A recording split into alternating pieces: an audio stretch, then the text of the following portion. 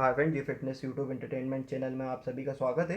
दोस्तों, जैसा कि आप देख पा रहे हैं, यहाँ पर होंडा एक्टिवा का कार्बोरेटर रखा हुआ है। इसे मैंने इसलिए निकाला है क्योंकि आइडियल कंडीशन में जो स्कूटर आरपीएम मेंटेन रखना था वो मेंटेन नहीं रख पा रही है और कुछ समय बाद जो इंजन है वो ऑटोमेटिक ऑफ हो जा रहा है। अगर आइडियल कंडीशन में आपकी बाइक में इस तरीके की प्रॉब्लम आई हुई है तो ये वीडियो आप लोगों के लिए बहुत हेल्पफुल होने वाला है, क्योंकि इस वीडियो में मैं कार्बोरेटर से रिलेटेड सारी जानकारी दूंगा। साथ ही साथ इसे किस तरीके से हम क्लीन करेंगे और किस तरीके के टूल रिक्वायर्ड होंगे, उन सभी को हम इस वीडियो में कवर करेंगे। तो चलिए दोस्तों, वीडियो स्टार्ट करते हैं। वीडियो में दी गई जानकारी अगर आपको सही लगती है तो प्लीज़ वीडियो को लाइक ज़रूर कर दीजिएगा। चैनल पर नए हैं और बाइक से रिलेटेड वीडियो आपको देखना पसंद है तो आप इस चैनल को सब्सक्राइब कर सकते हैं। साथ ही साथ अगर आपको मेरे द्वारा कोई टेक्निकल सपोर्ट या बाइक रिपेयरिंग से रिलेटेड कोई क्वेश्चन हो तो आप इस चैनल को ज्वाइन कर सकते हैं। सब्सक्राइब के बाजू में आपको ज्वाइन बटन मिल जाएगी। चलिए दोस्तों, वीडियो स्टार्ट करते हैं।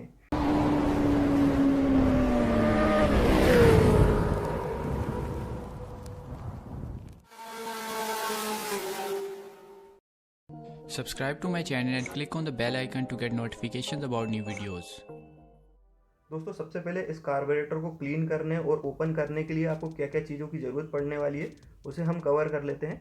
तो यहाँ पर रखा हुआ है पेट्रोल। हम इसे पेट्रोल से क्लीन करेंगे। अगर आपके पास कोई क्लीनिंग एजेंट है तो आप उसका भी यूज़ कर सकते हैं, क्योंकि सबसे सस्ता और इजीली अवेलेबल होने वाला जो क्लीनिंग एजेंट है वो पेट्रोल है, इसलिए मैंने इसे यूज़ किया हुआ है। अगर आपके पास कोई अदर क्लीनिंग एजेंट है तो आप उसका भी यूज़ कर सकते हैं। नेक्स्ट है दोस्तों, दो फिलिप हेड स्क्रू ड्राइवर यहाँ पर रखे हुए हैं। एक लॉन्ग है और एक शॉर्ट है। कई पॉइंट्स ऐसे होते हैं जो बहुत टाइट होते हैं या पहली बार ओपन हो रहे होते हैं, तो आपको इस तरीके के स्क्रू ड्राइवर की हेल्प लेनी पड़ सकती है। बट अगर इस तरीके का स्क्रू ड्राइवर अगर आप यूज़ करेंगे तो क्या होता है, इसमें बहुत ज़्यादा आपको टॉर्क रिक्वायर्ड की ज़रूरत पड़ती है और इस स्क्रू ड्राइवर की हेल्प से आप टाइट स्क्रू को भी इजीली ओपन कर सकते हैं, तो इसका भी यूज़ आप कर सकते हैं। साथ ही साथ कई बार क्या होता है, जो फ्लैट हेड होते हैं उनकी भी ज़रूरत पड़ती है, तो उसके लिए भी इस स्क्रू ड्राइवर की जो बिट होती है आप इसे चेंज कर सकते हैं। इन सभी टूल्स को कहाँ से बाय किया है मैंने, उन सभी का लिंक आपको डिस्क्रिप्शन में मिल जाएगा। अगर आपको इन सभी टूल्स को परचेज़ करना है तो आप उस लिंक से परचेज़ कर सकते हैं। सभी टूल ऑफ़र के साथ अवेलेबल हैं, तो आप वहाँ पर जाकर चेक कर सकते हैं। नेक्स्ट है दोस्तों ब्रश, जिसकी हेल्प से हम क्लीनिंग करेंगे।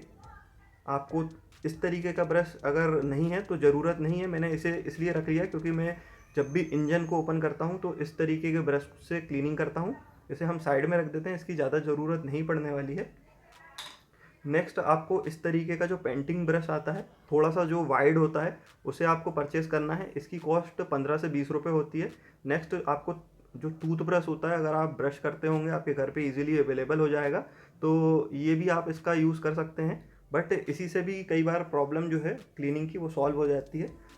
नेक्स्ट, आपको इस तरीके की छोटी सी सिरिंज की ज़रूरत पड़ेगी।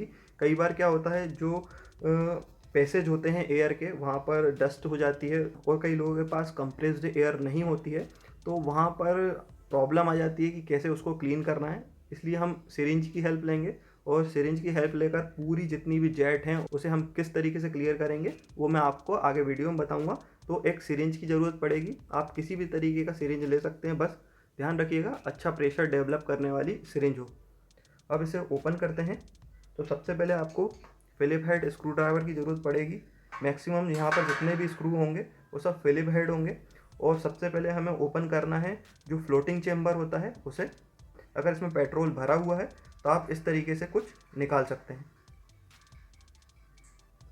यहाँ पर मैं आपको सलाह दूंगा, जो पेट्रोल यहाँ से निकल रहा है उसका यूज़ आप इसकी जो आउटर बॉडी होती है उसे क्लीन करने के लिए कर सकते हैं।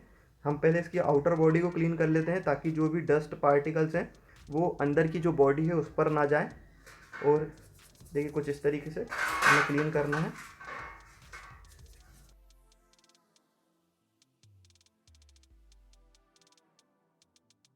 वीडियो की लेंथ कम रखने के लिए मैं हो सकता है कहीं कहीं स्किप कर दूं क्लीनिंग प्रोसेस, तो आप समझ गए होंगे कि इस तरीके के ब्रश से हमें क्लीन करना है। मैं इसे थोड़ा सा आगे बढ़ा देता हूं वीडियो को और पूरी क्लीन करके जो बॉडी है उसे दिखा देता हूं, क्योंकि यहाँ पर बहुत ज़्यादा टाइम लग सकता है इसे क्लीन करने के लिए, क्योंकि यहाँ पर अगर आप देख रहे होंगे बहुत ज़्यादा डस्ट लगी हुई है। यहाँ पर हमने इसकी जो आउटर बॉडी है उसे पूरा प्रॉपर तरीके से क्लीन कर लिया है। आप देख सकते हैं जितनी क्लीनिंग पॉसिबल थी उतनी हमने कर ली है। और यहाँ पर मैं आपको एक चीज़ बताना चाहता हूँ देखिए इस तरीके की कुछ ओरिंग्स होती हैं, जैसे कि यहाँ पर आप देखेंगे जो इलेक्ट्रॉनिक चोक लगा होता है, यहाँ पर उसकी ओरिंग होती है। तो आप ध्यान रखिएगा जब भी आप पेट्रोल से वॉश करें तो इन ओरिंग्स को पेट्रोल में बिल्कुल मत डालिए, हो सकता है ये डैमेज हो जाए, तो इन्हें पहले ही अलग कर लीजिए। मैंने ऑफ कैमरा इसे अलग कर लिया था जब मैं इसे क्लीन कर रहा था। और घूमने मत दीजिएगा, अगर ये घूम जाती है ना तो आपको हो सकता है कि मार्केट में ईजिली अवेलेबल ना हो, तो इसलिए आप इसे बहुत अच्छे से रखिएगा। अब हम इसे ओपन कर लेते हैं। देखिए यहाँ पर मैं आपको एक चीज़ और बता देता हूँ इसे ओपन करने से पहले। यहाँ पर अगर आप देख रहे होंगे जो एयर फ्यूल मिक्सचर का स्क्रू है, इसे आपको क्या करना है, मार्क कर लेना है।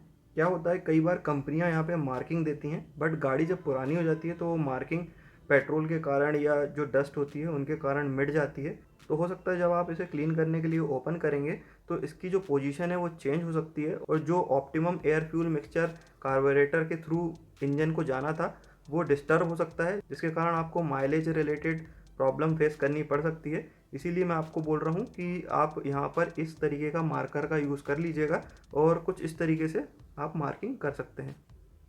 या आप जब भी आप इसे ओपन करें एक बार आप इसे फुल टाइट करके जो टर्न है उन्हें काउंट कर लीजिएगा कि कितने टर्न में ये क्लोज़ हो रहा है, और उसी टर्न के हिसाब से आप इसे ओपन करके फिर से रख दीजिएगा।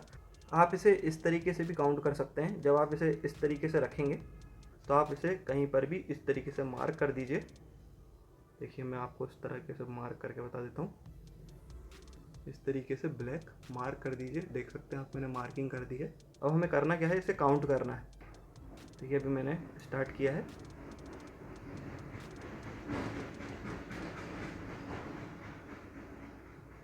ये हाफ टर्न हो चुका है और यहाँ पर फुल टर्न हो चुका है। और फ्रेंड्स ये पूरा 360 डिग्री पे यानी 1 टर्न पे पूरा क्लोज हो चुका है। देखिए मैं अब इसे टाइट करूँगा तो अब ये टाइट नहीं हो रहा है। और अगर आप इसे रीचेक करना चाहते हैं तो फिर से आप इसे ओपन करके एक बार रीचेक कर सकते हैं, कुछ इस तरीके से। देखिए यहाँ पर जो मार्किंग करी हुई है वो वहीं पर आएगी जहाँ पर हमने नीचे सेट करी थी। देखिए तो आप इस तरीके से समझ गए होंगे कि जो एयर फ्यूल मिक्सचर का स्क्रू है उसे आप कैसे रीसेट कर सकते हैं। ठीक है, तो मैंने यहाँ पर बस आपको एक प्रिकॉशन के लिए बता दिया कि हो सकता है आपको ट्यूनिंग करते ना बने, तो आप इस तरीके से प्रोसीजर को फॉलो कर सकते हैं। चलिए अब हम इसे ओपन कर लेते हैं। इसके लिए आपको फिलिप हेड स्क्रू ड्राइवर की ज़रूरत पड़ेगी, जिसके लिए मैं इसकी जो बेट है इसे चेंज कर देता हूँ। देखिए कुछ इस तरीके से आपको ओपन करना है और बहुत इजीली ये ओपन हो जाएगा अगर आपने पहले कभी ओपन करवाया होगा तो। बट अगर फर्स्ट टाइम होगा तो थोड़ा आपको ज़्यादा टॉर्क लगाना पड़ सकता है। जितने भी स्क्रू यहाँ पर निकल रहे हैं उन्हें आपको बहुत अच्छी जगह पर रखना है, क्योंकि ये स्क्रू आपको ईजिली मिलने नहीं वाले हैं। ठीक है, अब यहाँ पर हम फ्लोटिंग चेम्बर को निकाल लेते हैं। देखिए कुछ इस तरीके से क्या होता है, कई बार जब कार्बोरेटर बहुत समय बाद ओपन होता है तो कुछ इस तरीके से पैक हो जाता है। यहाँ पर देखिएगा जो डस्ट है, यहाँ पर कुछ डस्ट पार्टिकल लगे हुए हैं। ये कुछ इस तरीके के डस्ट पार्टिकल लगे हुए हैं, मेरे फिंगर पर लगे हुए हैं, आप देख सकते हैं। और कुछ पेट्रोल के ज़रिए भी निकल चुके हैं। यहाँ पर दोस्तों सबसे ज़्यादा ज़रूरी है मेन जेट, और जो आइडियल जेट है उन पर अगर डस्ट या कोई पार्टिकल्स आकर लग चुके होंगे, मेटल पार्टिकल्स या जो पेट्रोल में मिक्स्ड डस्ट होती है वो यहाँ पर आकर अगर जम गए होंगे तो जो आरपीएम की प्रॉब्लम है वो आ सकती है। उसे हम यहाँ से चेक करेंगे। पहले हम इसे फ्लोट वाल्व को ओपन कर लेते हैं। उसके लिए आपको इस तरीके का प्लायर की ज़रूरत पड़ेगी, नोज प्लायर की। कुछ इस तरीके से आप इसे निकाल सकते हैं। फ्लोट वाल्व के नीचे यहाँ पर अगर आप देखेंगे तो यहाँ पर एक क्लोजिंग वाल्व लगा होता है, जिसकी हेल्प से आप यहाँ पर जो होल देख रहे हैं वो क्लोज़ होता है जब पेट्रोल यहाँ पर फिल हो जाता है। तो जो डेंसिटी डिफरेंस के कारण ये जो फ्लोट लगा हुआ है इसके अंदर एयर होती है, और ये कुछ इस तरीके से वर्क करता है। जब यहाँ पर पेट्रोल फिल होता है उसका माउथ कुछ इस तरीके से इसे क्लोज़ कर देता है। अगर हम इस वाल्व को ऊपर उठा लेते हैं या यहाँ से निकाल देते हैं तो जो पेट्रोल यहाँ से एंटर होता है वो इस होल के थ्रू इस पूरे चेम्बर में फिल हो जाता है। जब पेट्रोल का लेवल मैक्सिमम हो जाता है तो ये वॉल इसे क्लोज कर देता है। ठीक है, यही इसका फंक्शन होता है। फ्रेंड्स, यहाँ पर हम देख लेंगे, अगर कोई क्लीनिंग की ज़रूरत होगी तो हम यहाँ पर पूरा क्लीन करेंगे, और नहीं भी होगी तब भी हमें इसे क्लीन करना है। बस यहाँ पर आप ध्यान दीजिएगा, जो ये पॉइंट होता है इस सरफेस को आप ज़रूर देख लीजिएगा। अगर ये कट गया है या घिस चुका है तो आप इसे न्यू से रिप्लेस कर दीजिएगा। लोकल शॉप में आपको इजीली अवेलेबल हो जाएगा, या आप शोरूम पर जाएंगे तो आपको पूरी किट परचेज करना पड़ेगा, जिसमें ये दोनों आइडियल जेट और मेन जेट दोनों होगी, और साथ ही साथ ये भी आपको मिल जाएगा। अब हम नेक्स्ट जो है मेन जेट, इसे ओपन कर लेते हैं। इसके लिए आपको फ्लैट हेड स्क्रू ड्राइवर की ज़रूरत पड़ेगी। इस बिट को लगा लेता हूँ। ये स्क्रू ड्राइवर दोस्तों टापरिया का है और बहुत अच्छा स्क्रू ड्राइवर है। मैं इसे काफ़ी समय से यूज़ कर रहा हूँ और कई बार मैंने इससे रिपेयर कर चुका हूँ। इस पर आपको सभी टाइप की बिट मिल जाएंगी। देखिए यहाँ पर कुछ एलन कीज़ हैं, स्टार बिट हैं, और यहाँ पर अगर आप हार्ड डिस्क का काम करते होंगे तो आप जानते होंगे इस तरीके के वहाँ पर स्क्रूज लगे होते हैं। और फिलिप हेड है, फ्लैट हेड, तो आप इस तरीके से परचेस कर सकते हैं। 30 हैं शायद ये। अब आप इसे लिंक पर जाकर चेक कर सकते हैं। देखिए अब हमें इसे ओपन करना है, बट ईजिली ओपन करना है। किसी भी तरीके का यहाँ पर अगर ज़्यादा टॉर्क अप्लाई करेंगे तो हो सकता है क्रैक्स आ जाएँ और जो आपका कार्बोरेटर है वो ख़राब हो सकता है। तो पहली बार अगर आप ओपन कर रहे हैं तो बहुत ईजी तरीके से ओपन करिएगा, ना ही कोई थ्रेड डैमेज हो, क्योंकि यहाँ पर जो थ्रेड है वो एल्यूमिनियम की है और यहाँ पर जो जेट है वो ब्रास का है, तो हो सकता है ये डैमेज कर दे इसकी थ्रेड को। देखिए इस तरीके से हमें कुछ ओपन करना है।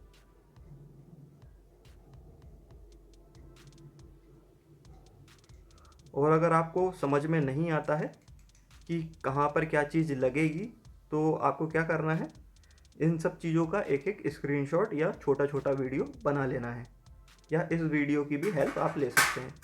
देखिए यहाँ पर अगर आप देख रहे होंगे कुछ छोटे छोटे से होल्स बने हुए हैं। देखिए यहाँ पर अगर आप देख रहे होंगे तो छोटे छोटे से होल्स बने हुए हैं। ये कुछ इस तरीके से होल्स बने हुए हैं। ठीक है, तो इनका काम क्या होता है, यहाँ से पेट्रोल एंटर होता है और यहाँ से एक प्रकार से एटोमाइजेशन होता है पेट्रोल का। क्योंकि कार्बोरेटर का काम क्या होता है वो भी मैं आपको बता देता हूँ।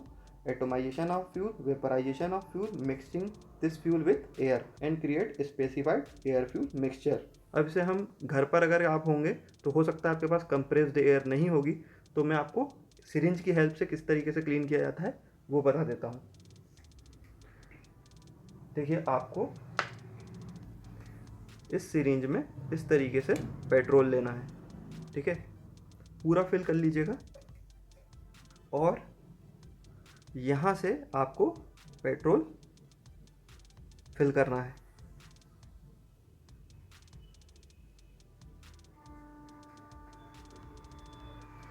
ठीक है, तो जितने भी डस्ट पार्टिकल्स यहाँ पर होंगे वो सब प्रेशर के थ्रू निकल जाएंगे। इस प्रोसेस को आपको 3 to 5 टाइम करना है ताकि जो भी डस्ट हो वो इजीली निकल जाए। देखिए कुछ इस तरीके से आपने देखा होगा। देखिए इस तरीके से। ठीक है, अगर इस तरीके से फ्यूल निकलता है तो आप समझ जाइएगा कि जो आपका ये इंजेक्टर है वो प्रॉपर तरीके से वर्क कर रहा है, और इसी तरीके से इसकी वर्किंग होती है। और अगर ये पेट्रोल के प्रेशर से भी क्लीन नहीं होता है तो उसके लिए मैं आपको एक चीज़ और बता देता हूँ। देखिए यहाँ पर इस तरीके से मैंने वायर लिया है। अगर आपका जो वायर है वो मल्टीपल वायरों से बना होगा तो उसकी एक स्ट्रिंग को ही आपको लेना है। देखिए इस तरीके से, और कुछ इस तरीके से आपको क्लीनिंग करनी है। जितने भी पॉइंट यहाँ पर दिए गए हैं सब पर आपको अच्छी तरीके से क्लीनिंग करनी है। कई पॉइंट्स ऐसे होते हैं जो काफ़ी समय से वर्क कर रहे होते हैं, तो वहाँ पर ज़्यादा चांसेस होते हैं कि डस्ट अच्छी तरीके से जम जाती है और वो विदाउट फ्रिक्शन के या फोर्स के बिना क्लियर नहीं हो पाती है। अब बात करें ये वर्किंग कैसे करती है, तो ये डायरेक्ट कपल होती है आपके जो एक्सेलेरेटर का जो पॉइंट होता है उससे। यहाँ पर आपको मैं एक एग्जांपल से समझाता हूँ, तो हम इस सिरिंज की हेल्प से समझते हैं। देखिए यहाँ पर जो आपका एक्सेलेरेटर का जो प्लंजर होता है वो इस तरीके से इंसर्ट होता है। ठीक है, जब आप एक्सेलेरेटर देते हैं तो प्लंजर ऊपर उठता है और 1 by 1 इसकी जो जेट है वो ओपन होते जाती है। अगर आप सरकमफ्रेंस पे देखेंगे तो 4 आपको होल्स दिखेंगे। तो एक बार में जब आप ओपन करते हैं तो 4 जेट्स ओपन हो जाती हैं। देखिए 4 4 4 4 4। क्या होता है जब आप एक्सेलेरेटर फुल कर देते हैं तो ये 20 जेट्स पूरी तरीके से वर्क कर रही होती हैं और इस समय आपका जो इंजन का आरपीएम होता है वो सबसे मैक्सिमम होता है। ठीक है, तो इस तरीके से ये जेट वर्क करती है। अब हमने इसे यहाँ से निकाला था और यहाँ पर जो है प्लंजर पूरी तरीके से टाइट होता है। ठीक है, आप समझ गए होंगे किस तरीके से वर्क करता है। अब हम ओपन कर लेते हैं जो आइडियल जेट है उसे। इसे हमने क्लीन कर लिया है। देखिए अगर आपकी गाड़ी आइडियल कंडीशन में ऑफ हो जा रही है तो प्रॉब्लम आई होगी इसी जेट में। ठीक है, फिर से मैं रिपीट कर देता हूँ। अगर आपकी गाड़ी में आइडियल कंडीशन में जो आरपीएम फ्लक्चुएट हो रहे हैं और अगर आपकी गाड़ी का इंजन ऑफ हो जा रहा है ऑटोमेटिक, तो वो इस जेट के कारण ही हो रहा है। अब यहाँ पर आपने देखा होगा कि ये जेट पूरी तरीके से क्लीन थी, बट यहाँ पर अगर आपको मैं कंडीशन दिखाऊं तो इस जेट की कंडीशन बहुत ही ख़राब है।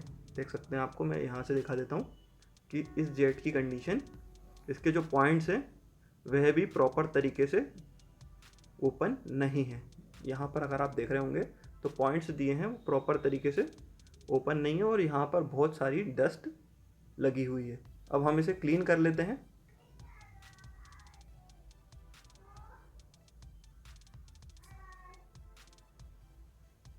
यहाँ पर अगर आप देखेंगे तो 6 होल होंगे, 2 इस तरफ हैं, एक इस तरफ है। सिमिलरली इनके पीछे एक इस तरफ और 2 इस तरफ है, यानी टोटल 6 होल यहाँ पर दिए गए हैं। फ्रेंड्स, इस जेट का काम होता है जब आपका इंजन स्टार्ट होता है उस समय रिच मिक्सचर की ज़रूरत पड़ती है। साथ ही साथ जो आइडियल कंडीशन में इंजन को आरपीएम चाहिए होता है, अप्रॉक्सीमेट 1000 आरपीएम के आसपास इंजन को आरपीएम चाहिए होता है, उस समय ये जेट ही फ्यूल को सप्लाई कर रही होती है।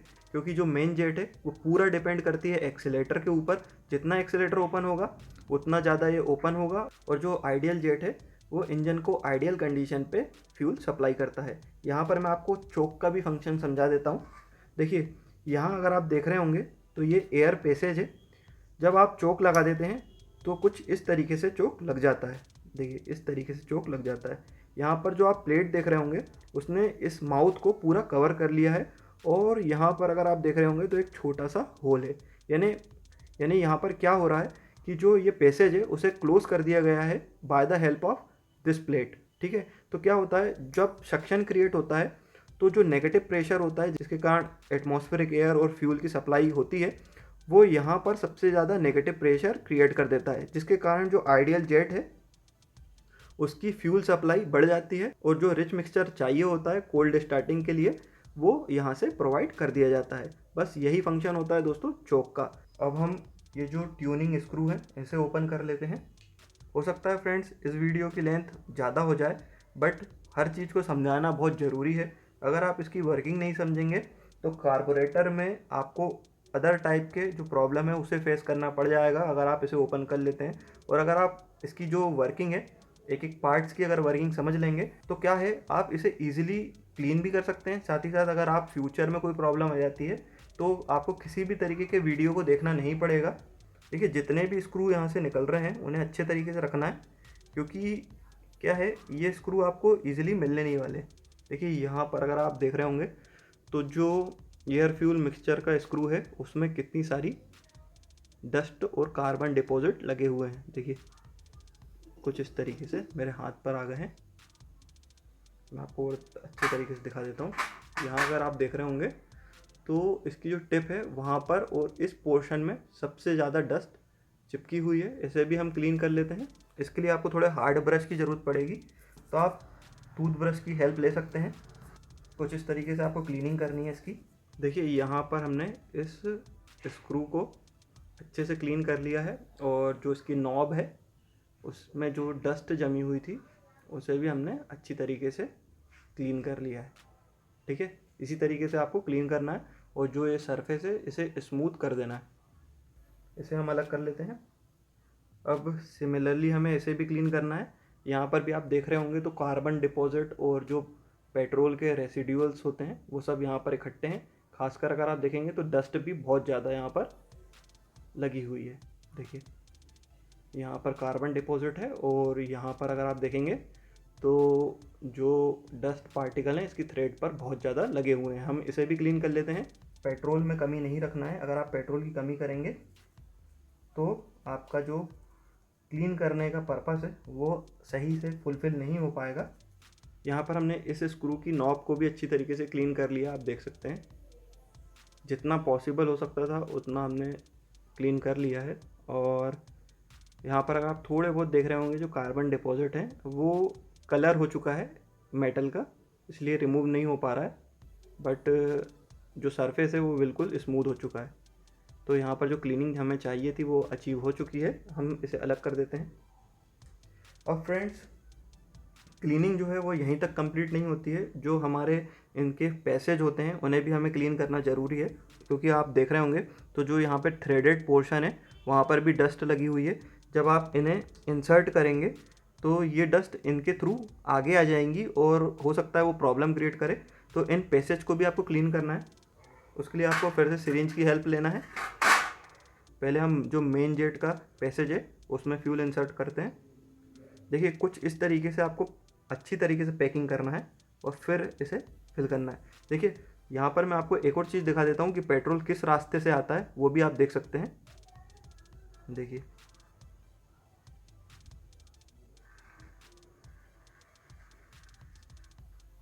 यहाँ पर अगर आप देख रहे होंगे तो जो फ्यूल है वो इस आरपीएम के स्क्रू वाली जो थ्रेड है यहाँ से निकल रहा है। देखिए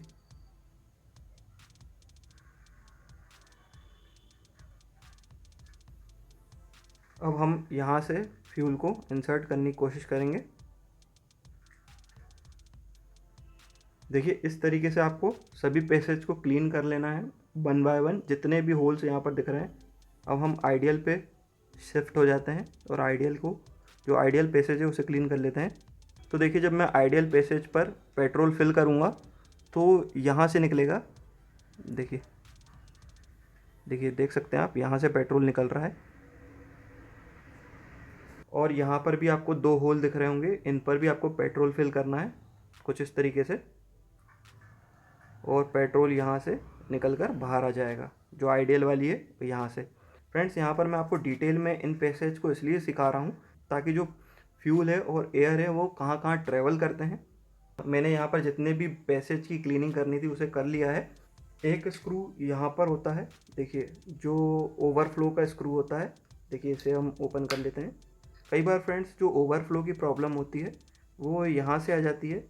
ये जो नॉब है यहाँ पर अगर डस्ट आ जाएगी या कुछ ऐसे पार्टिकल्स आकर इकट्ठे हो जाएंगे जो इसे प्रॉपर तरीके से क्लोज़ नहीं होने देंगे, तो क्या होगा, जब भी फ्यूल यहाँ पर इकट्ठा होगा तो वो यहाँ से पास होकर इस पैसेज के थ्रू बाहर आ जाएगा। तो इसे भी आप ध्यान रखिएगा कि ये प्रॉपरली टाइट हो, या आप कभी भी कोई मैकेनिक से काम करवाते हैं तो उसे ज़रूर बोलिए कि ये स्क्रू को अच्छी तरीके से टाइट कर दे। अब हम इसे भी क्लीन कर लेते हैं। जब मैं यहाँ पर पेट्रोल फिल कर रहा हूँ, अगर ये स्क्रू प्रॉपर तरीके से टाइट नहीं होगा तो इस तरीके से ओवरफ्लो की प्रॉब्लम आ जाती है। देख रहे होंगे आप, ठीक है। फ्रेंड्स फाइनली हमारी जो क्लीनिंग प्रोसेस थी वो कंप्लीट हो चुकी है। अब हम इसे फिर से असेंबल कर लेते हैं जिस तरीके से हमने इसे ओपन किया था। सबसे पहले हम जो एयर फ्यूल मिक्सचर का स्क्रू होता है उसे लगा लेते हैं। इसमें यहाँ पर एक स्प्रिंग होती है, इसे पहले इंसर्ट करना है और फिर आपको इस तरीके से कुछ टाइट करना है। फुल टाइट मैंने इसे कर दिया है। बस ज़्यादा आप प्रेशर अप्लाई मत करिएगा, नहीं तो ये थ्रेड डैमेज हो सकती है। अब जो आरपीएम स्क्रू होता है उसे हम फिट कर लेते हैं। अब बारी आती है मेन जेट की, उसे हम टाइट कर लेते हैं। ये इस तरीके से प्लेस होगी। कार्बोरेटर की जो पूरी बॉडी है वो एल्यूमिनियम की बनी होती है, इसलिए यहाँ पर ज़्यादा फोर्स अप्लाई मत करिएगा, नहीं तो डैमेज भी हो सकता है। अब हम जो आइडियल जेट थी उसे फिट कर लेते हैं।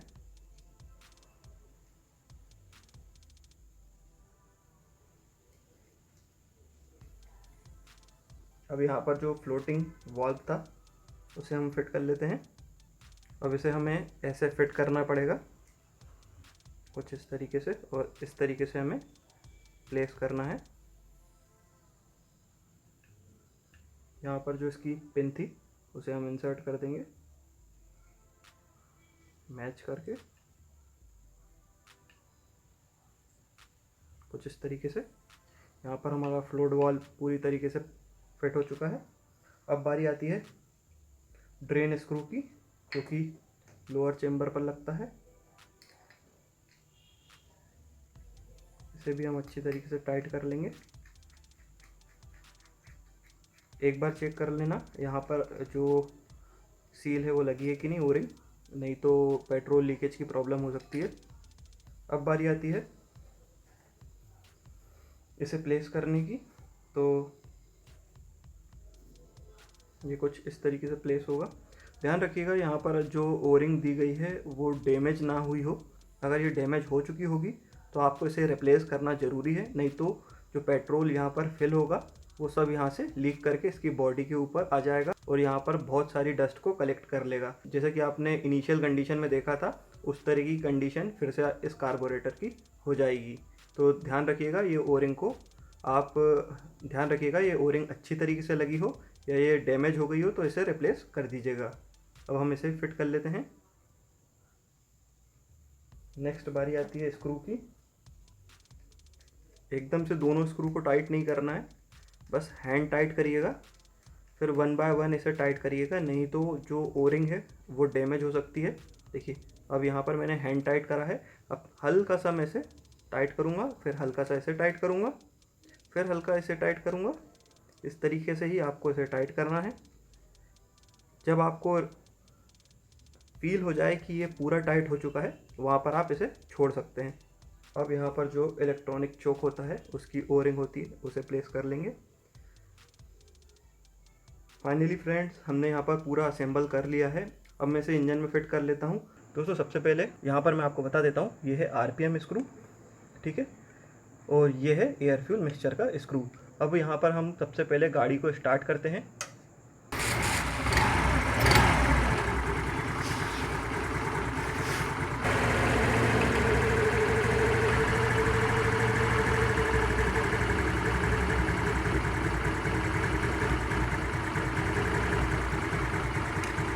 इस RPM पर मैं इसे ऑफ कर देता हूँ इंजन को।